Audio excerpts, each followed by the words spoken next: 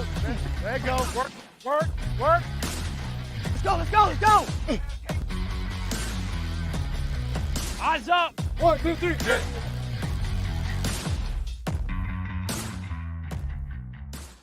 Welcome into practice today, presented by SiriusXM. Ethan Greenberg and Eric Allen in the home studios. We'll hear from Olivia Landis and Brian Baldinger later in the show. The Jets are inside because we're expecting some snow here on the East Coast before the Jets, of course, head back to the West Coast for their second of back-to-back West Coast trips, this time to take on the Los Angeles Rams.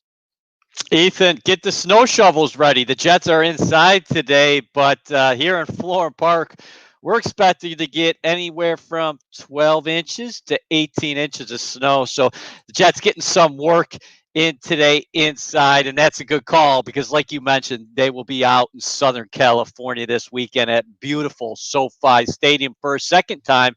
Remember, the Jets were there just last month, dropping a one-possession contest to the Chargers 34-28. Let's move on to today's headline, which is, of course, a Sam Darnold-related headline. Last week, when the Jets played the Seattle Seahawks, Sam Darnold didn't have a great game, only threw for 132 yards against the NFL's 32nd ranked pass defense. And this week, it only gets much harder, potentially the hardest secondary and defense that the Jets will face all year because the Rams have the NFL's number one defense right now. Ethan, the numbers across the board facing Sam Darnold this weekend. Listen to this. Rams, number one, like you mentioned, in yards per game. Number one in yards per play. Number three rush defense. Number one pass defense. Number one pass defense yards per play. And number three on third down. Sam Darnold, of course, has been a frustrating season for the entire New York Jets organization. Darnold has made 9 starts so far. In 7 of those games, the Jets have not reached 200 yards passing. And Adam Gase made it clear earlier this week, Ethan, that this is not all Sam Darnold's fault, that we have to help him. It's on all 11 players offensively. A lot of times against the Seattle Seahawks, the Jets finished with just 3 points. But Gase said during film review, you could see Sam Darnold was on it. He was seeing the field really well. He was making the right decisions. He just needs help around him. And, of course, we'll get into the full injury report later in this show. Denzel Mims expected to be back at practice today. And what do you expect from this Jets receiving core, this Jets passing offense against the Rams defense? Because they're not only a good pass defense, they're a very good rush defense as well. So how do you go about trying to have a successful, efficient offensive game plan against a very difficult defense? Okay, so there's a couple things here, and it's a great question as we watch Sam Darnold here at practice in Florham Park, one Jets Drive Wednesday afternoon. The Rams have forced a turnover in 7 straight games. In fact, they scored a touchdown the last time out against the New England Patriots Thursday Night Football. That was a smothering effort, 6 sacks in all. They got after Cam Newton and Jared Stidham and company. The Jets need some kind of balance. They were unable to get the run game going against the Seattle Seahawks. It just can't be all on Sam Darnold when you're facing that Rams defense. And then Adam Gase told me earlier this week that we have to capitalize on momentum-changing plays.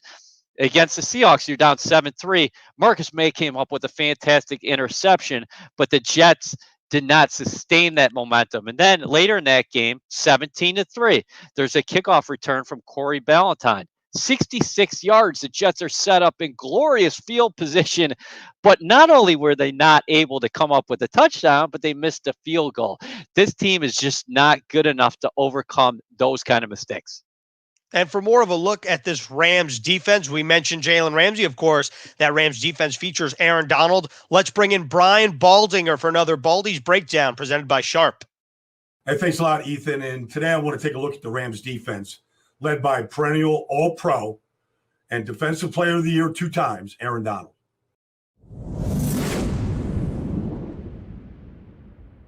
The Rams defense is vastly improved under new defensive coordinator Brandon Staley. But one thing remains the same. Aaron Donald, number 99, anchors this defense. He leads the league in sacks yet again. And he can rush from anywhere on the defensive front right here. Here he beats the left tackle. And once he gets by him, it's just a quick close and then just a dish rag of Cam Newton. I mean, powerful, explosive, and can beat any kind of combination blocks. What the Rams like to do is they'll draw the center's block so he can't double Aaron Donald right away. But when they do double Aaron Donald, there's a lot of guys that can win one-on-ones. Like Michael Brockers, number 90, is very capable of winning a one-on-one, both in the run game and the passing game. He's having an excellent season. Right? And then you go right here and you go Leonard Floyd on the outside, came from Chicago. He played for Brandon Staley with Vic Fangio in Chicago. I mean, he's having his best season ever as an outside linebacker, stand-up defensive end for the Rams. And then you're just going to get effort. Like, watch Morgan Fox, number 97 right here. This team plays hard. They have athletes. They cover a lot of ground. All right, Morgan Fox makes this play on Damian Harris on the other side of the field. Great effort, talent, and scheme, but it starts with their defensive front anchored by Aaron Donald. Great stuff from Baldy, as always. We're going to dive into that Rams defensive front a little later in the matchup that the Jets offensive line will have in stopping Aaron Donald and company. But let's switch gears here to this Jets defense and someone that's been extremely consistent for not only the defense, but for the secondary in particular, that, of course, being safety Marcus Maye. And for more on him, let's bring in Olivia Landis. Hey guys, well, in a time where change and adjustments have been a must, especially on the defensive side of the ball for the Jets, safety Marcus Maye has just been a constant presence and veteran leadership both in the defensive backfield and inside that locker room. A lot of responsibility has fallen on the fourth-year player on his shoulders this season, taking on a larger leadership role with a very young defensive group. This defense has gone through some adjustments, including throwing in rookies and young players into the mix, trying to get them a lot of that experience, as head coach Adam Gase has talked about. This season, Maye has recorded 37 tackles, 2 sacks, 2 forced fumbles, and 2 interceptions. Head coach Adam Gase was actually able to speak to our very own senior reporter Eric Allen earlier this week, and he said that Maye has been a phenomenal leader on the team throughout this season, both vocally and by leading by example. And one of those aspects that may be surprising to some is the vocal part, because if anybody knows Marcus Maye, he's a little bit more on the reserved side. Head coach Adam Gase said he's been very impressed on Maye's ability to handle adversity, which has come in many shapes and sizes this season, as we have all been able to see. And inside that locker room, Gase has felt like Maye's presence has been felt by both the players and the coaches alike, and how he both handles his business and carries himself on and off that field. One of his most impressive plays this season, guys, and I'm sure you're going to be able to talk about it a little later in the show. Last week's contest versus the Seahawks, Maye jumped up to intercept quarterback Russell Wilson in a pass that was intended for wide receiver DK Metcalf in the end zone. And head coach Adam Gase said, I just don't know a lot of safeties in the league that can make a play like that. So safety Marcus Maye, he's been a leader both on and off that field, and I think we can continue to see his leadership for the remaining 3 games. Of course, Marcus Maye's, both of his interceptions just had to be extremely acrobatic and difficult this season. Thank you, Olivia. We will talk about that interception later. Marcus Maye, first-year team captain, fourth-year player, feel like you can't get enough, or you can't talk about him enough and the job that he's done of really keeping that secondary together. I mean, when you think about how many different players have started in the secondary this season around Marcus Maye and next to him. I mean, you want to talk about safety, Bradley McDougald, then Ashton Davis, and then Matthias Farley this past weekend. Even Arthur Millette took some snaps at safety. Then you think about where the cornerback position started in week 1 to where it is now. There are a lot of new faces, a lot of young players that Marcus Maye has had to take under his wing. I think he's been a true professional, and you can go back to even prior to training camp when the Jets dealt Jamal Adams, who the Jets saw last week, of course, to the Seattle Seahawks and got McDougald in return and a number of draft picks. And again, I will stress that we are ultimately going to grade that deal in the years to come, not what happened last Sunday, folks. But you're right, Marcus Maye, consummate professional. Guys look up to him in the locker room. You talk about the changing face at that defensive backfield. He's played with Bradley McDougald at safety. Then it was Ashton Davis. Last week, of course, Matthias Farley. We saw Arthur Millette, the Jets cornerback, taking some snaps at safety. And then if we move over to the cornerback position, at the beginning of the year was Pierre Desir, Bless Austin, and then Brian Poole. At the nickel position, well, that's all of a sudden become Bless Austin, Bryce Hall, a rookie, a fifth-round pick out of Virginia, and Javelin Guidry, an undrafted free agent out of Utah, Greens.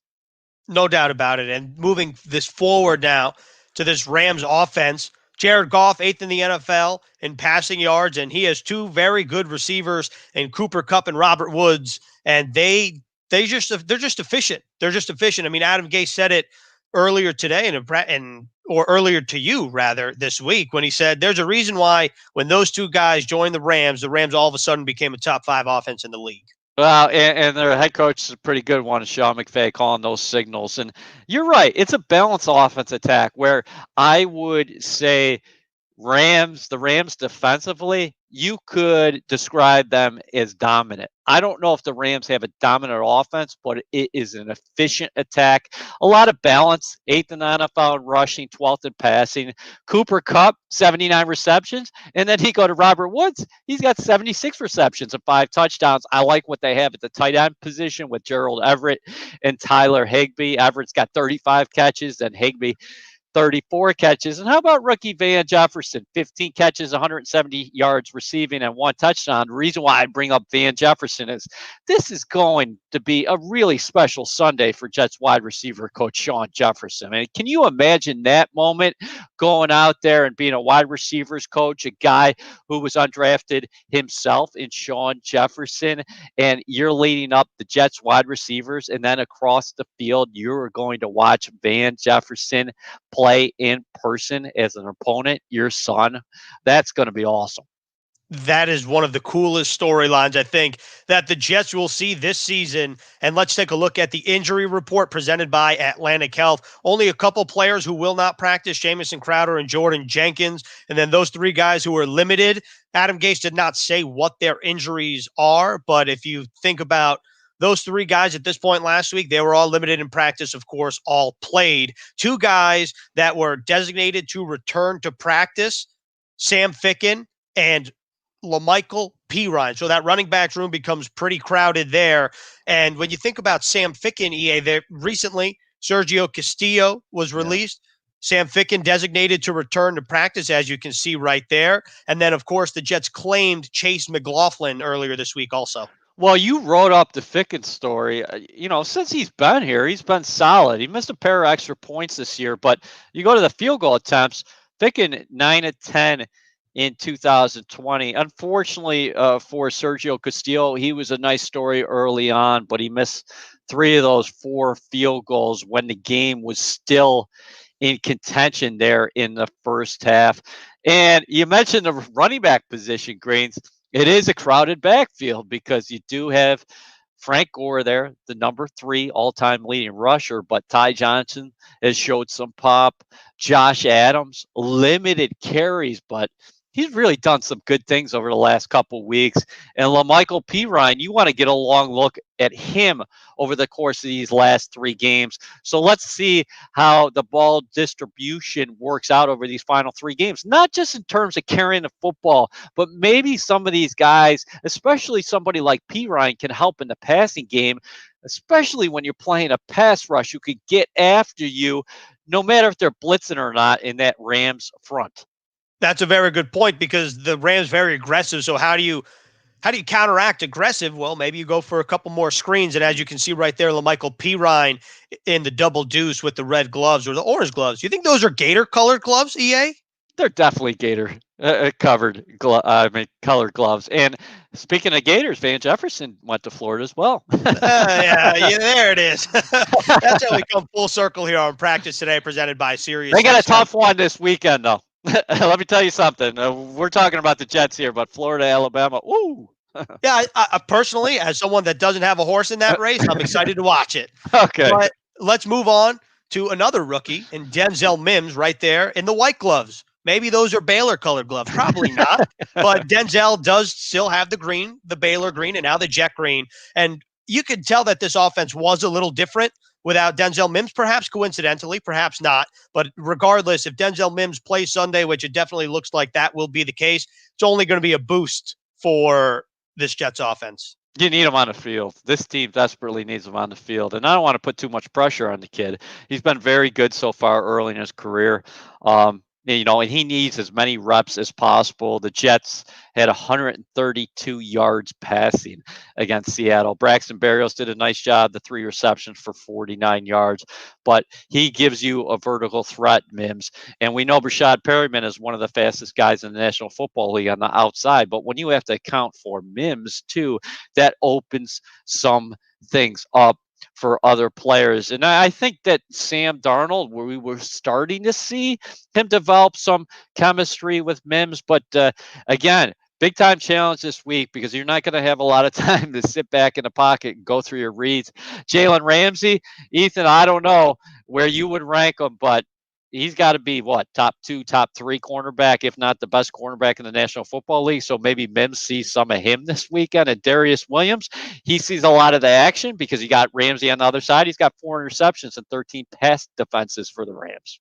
Yeah, I think Jalen Ramsey, for my money, is 1A, 1B. I mean, it really depends on who you believe would be 1B. I mean, I think Jalen Ramsey is definitely top 2 in the NFL. And I think you make a great point about time. If the Jets don't have a lot of time to throw the ball, I mean, that just shows right there why someone like Denzel Mims, who has height, who has a big catch radius, will become very important for this offense moving forward. And really this whole game. And as the season rolls on, of course, we're going to bring in Eric Coleman every week on Practice Today for his 3 keys to the game. Hi, I'm Eric Coleman here with Sirius XM NFL Radio with my keys to the game as the New York Jets travel across the country to play the Los Angeles Rams. Now, my first key for the New York Jets on offense is to establish the run game. Run the football makes things easier for Sam Darnold. It also neutralizes the pass rush of that Los Angeles Rams attack. Now, on the defensive side of the ball, stopping the run is going to be imperative. Cam Akers has had a lot of success running the football this year, and that has set up the play-action pass for Jared Goff and company. On special teams, it's all about field position. The return game is going to be a big part of this game. They're going to have to get some great returns because of the Rams' defense. Those are my keys to the game. Let's go Jets. All right, Eric Coleman with a little "Let's go Jets" at the end of the 3 keys to the game. I love it. All right, well, this right here, this is going to be the matchup to watch when you're talking about Jets-Rams. The Jets offensive line against the Rams defensive line. The Rams, we've talked about their personnel with Aaron Donald. Well, there's Leonard Floyd, 7.5 sacks. Michael Brockers has 5 sacks. And, of course, that Rams team as a whole, 3rd in the NFL in sacks. At 6 sacks against the Patriots, like we mentioned before. Donald, 12.5 sacks, and he's got 24 quarterback hurries, and you have to protect the football when he's near because he's got 4 forced fumbles. Of course, right now, the Jets lining up left to right, Mckay Bechten, Pat Elflein, Connor McGovern, Josh Andrews, and George Fant. George Fant, let's get to him first. He's a guy who has a lot of familiarity with the Rams, considering that he came over from the Seattle Seahawks. So he knows what these guys can do. Andrews is a guy we got to keep our eyes on because Greg Van Roten had played every snap for this team before laying on an injured reserve. Of course, Andrews starting last week. And then the Jets, when they've been effective running, there's the guy they've been running behind or the side on. I'm not saying it's because of Elflein. It's because that combination, he's worked pretty well with the big rookie Mckay Bechten. It's going to be interesting to see who old Highway 77 matches up with the most this week. As we looked when we were examining the Rams, they moved these guys around quite a bit.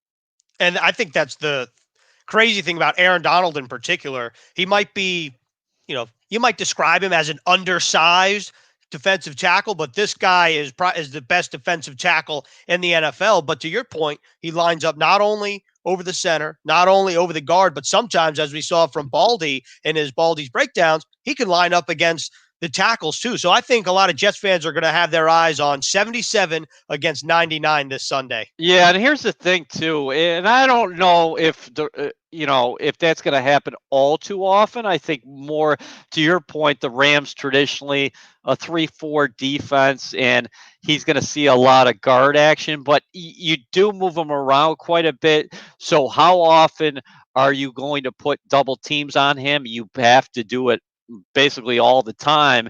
And then how are the Jets going to hold up in their other one-on-one matchups? Because if you double up Darnold, you got to take care of business elsewhere. No doubt. And for more of an in-depth look at this Sunday's matchup from Jets-Rams, let's hear from NFL Network's analytics expert, Cynthia Freeland. Thanks, guys. One of the things that stands out to me about this week, or could be important this week, actually comes from looking back at last week, as in Marcus May's interception. On that pass, Russell Wilson had a 21.8 completion probability. That's per Next Gen Stats. That means that May was able to recognize and take advantage of an opportunity where Russell Wilson, who's one of the best in the league, didn't have his best throw. The next number is 1, as in the Jets' first-round draft pick, Mckay Bechten, who I love to talk about. He only allowed 1 pressure. Seattle's defensive front, especially since acquiring Carlos Dunlap, really improved. So this was a nice feat. And now that actually brings me to something really interesting, which is I looked back at kind of my notes and what I tell you every week. And now Bechten and Quinnen Williams, they're all tied up. So we're going to see who's kind of the best of the best going forward as to who is most impactful in this game against the Rams. They're going to need both of them to show up big. Why? Because this Rams defense is the number 3 scoring defense, and the Rams offense, well, they just came off a game where they averaged 5.1 yards per play against the Patriots. The last number is 27. As in the Jets defense, they've racked up 27 quarterback hits since week 11, tied for 6th most over that span. That's helped cause 6 takeaways in 4 games. The Rams offense, they have a little bit of a tell, as in if you can get them to give the ball away, that could help sway the game. Now, their offense has given the ball away 10 times in 9 wins, so less than once per game. And then in 4 losses, they've given up the ball 11 times. That's almost 3 times per game. So that's going to be the key. If the pressure can mean takeaways and then score points on the other side. For more stats and context just like that, tune in this weekend and join me and Dan Grassa for the numbers game. Back to you, Ethan and EA. Staggering numbers from Cynthia there, especially in terms of turnovers for that Rams offense. So let's wrap up practice today, presented by SiriusXM, with the roundtable. Let's bring back Olivia Landis. And we did this once earlier in the season when Marcus May had his first interception, which was an amazing pick. But here was the interception from this past Sunday, another very acrobatic play. So let's kind of have a deja vu all over again moment where we each pick our favorite freeze frame, tongue twister, my God, our favorite freeze frame from this interception. So, Olivia, let's start with you, and then we'll hear from EA, and then I'll wrap things up. All right. So this entire interception was so incredibly impressive to me, as it already is. So it's kind of tough to pick one certain freeze frame, but if we could just throw my freeze frame up on the screen now, mine is going to be this one right here. It's like the peak of the interception when you can see him just grabbing the ball, jumping as high as he can. The reason why I love this freeze frame so much is because it just truly shows you how incredibly athletic Marcus May is. I don't think he always gets the credit that he deserves. We were talking about him a little bit earlier in the show, but I think this just shows how incredibly athletic he is. And he's going up against a very big wide receiver in DK Metcalf, who is known for his own athleticism. So I think that right there, that freeze frame kind of captures just how impressive it was overall. I love it. Yeah, and I just go and say, I want my safeties to be hoopers. And Marcus May, like Liv, he grew up playing basketball. And you can see it on these interceptions. We saw it earlier this season against the Miami Dolphins when he made just one of the best plays in the National Football League this season. But so many impressive parts to this play, but for me, it's when Marcus goes to the top of his jump. Here's what I'll say. Look at DK Metcalf. He is an absolute monster. Look at his catch radius. Look at how big he is. But Marcus May found DK, matched up with him, and then his eyes went right back to Russell Wilson. Next level right there. And then at the top of his jump, he gets it with his left hand before coming down with it in the end zone. 65 tackles this season, 2 sacks, 10 PDs, 2 forced fumbles, 1 fumble recovery. Yes, the Jets are 0-13, but Marcus May is having a hell of a season, and that was another great play, Greens. And another Florida Gator. Hey. Oh boy! All right, so had for to bring it up. EA started getting the ball rolling, and I figured You just asked about the turn the glove. snowball into the avalanche. All right. So my favorite freeze frame wasn't actually from the pick itself. It comes right after the play where he just kind of flicks the ball. He's like, yeah, all right, let's go. Another day at the office. That was easy. Come on. Here we go. I just kind of like really the love way that one. it's very nonchalant of Marcus May. Very like, all right, okay, thank you, next. So I very much enjoyed the entire interception. That freeze frame in particular, I thought was great. And that's all we have on Practice Today, presented by SiriusXM. Make sure to tune in Sunday for Pregame Central, presented by Pepsi, 2:05 Eastern, as the Jets head back to the West Coast once again.